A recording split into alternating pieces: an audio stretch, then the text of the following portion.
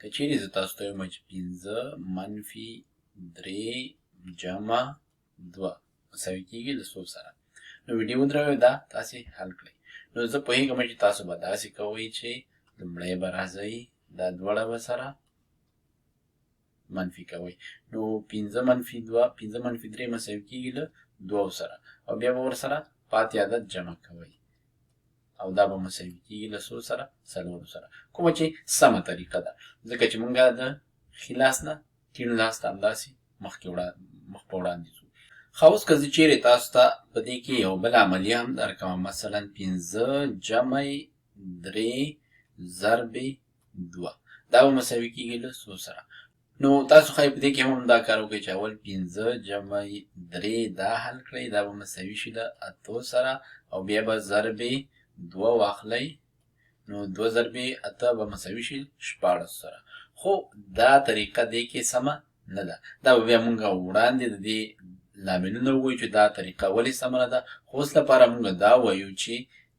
که چیرې مونږ سره په څو عملیو کې د جمع تفریق عملیو په سربیره د ضرب عملیه یا د تقسیم عملیه هم راکړل شوې وي، نو مونږ لومړیتوب د ضرب یا تقسیم عملیې ته ورکوو. نو دا به مونږ داسې حلوو چې اول به دا دواړه سره د ضرب نه خلاصوو او بیا به ورسره دا جمع کوو، نو مونږ لیکو چې دا مساوي کېږي، دا داسې لیکو چې 5 جمع 3 په 2 کې 6، نو اوس به دا مساوي شي له دا مساوي کېږي له 15 او 6 11، نو دا ځل مونږ ته ځواب 11 راغی، او که چیرې مونږ اول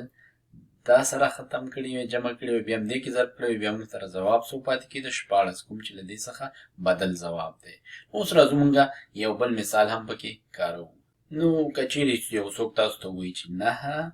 منفي 6 تقسیم 3 ماته حل کړئ، تاسو ویډیو ودروئ او دا تاسې اوس حل کړئ. نو لکه مخکې چې مونږ ویلې مونږ لومړی د ضرب او د تقسیم عملیو ته لومړیتوب ورکوو، نو زه راځم اول دا دواړه سره ختمومه، نو 6 چې په 3 تقسیم په مونږ سره ځواب پاتې کېږي 2،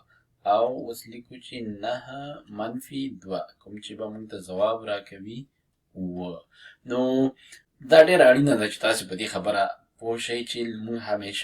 مونږ هر وخت لومړیتوب د ضرب او تقسیم عملیو ته ورکوو. که چیرې مونږ داسې ونه کړو دلته به دا مساوي شي، که دا لومړی مونږ ترسره کړو 9 منفي 6 دا مساوي کېږي له 3 سره، او 3 تقسیم 3 ځواب مونږ سره پاتې کېږي یو، کوم چې له دې څخه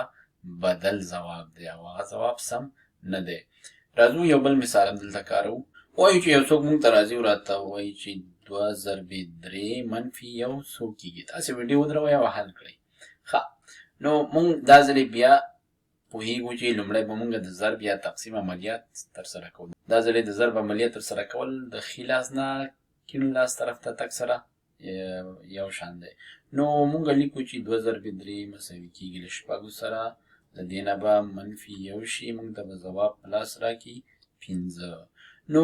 اصلي خبره همدا شوه چې که چیرې مونږ ته یو څو عملیې د ضرب تقسیم جمع او تفریق په لاس راکړل شوي وي، نو مونږ به لومړی د ضرب یا تقسیم عملیې ته د جمع یا تقسیم یا تفریق په عملیه باندې لومړیتوب ورکوو.